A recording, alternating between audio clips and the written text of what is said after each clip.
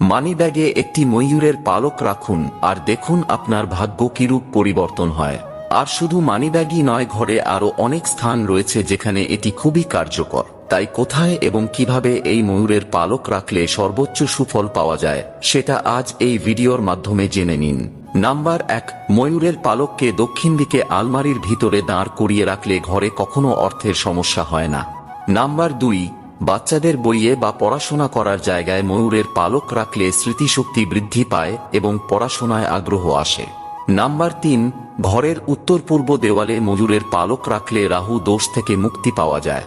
Number 4, বালিশের নিচে পালক রেখে ঘুমোলে স্বামী স্ত্রীর মধ্যে প্রেম মধুর হয়। নাম্বার 5, মানিব্যাগে বা পার্সে ময়ূরের পালক রাখলে কখনো অর্থের সমস্যা হয় না, সাথে রাহুর দোষ থেকেও মুক্তি পাওয়া যায়। তথ্যগুলি ভালো লেগে থাকলে লাইক করে কমেন্টে জয় বজরংবলী, জয় জয় শ্রীরাম লিখে দিন।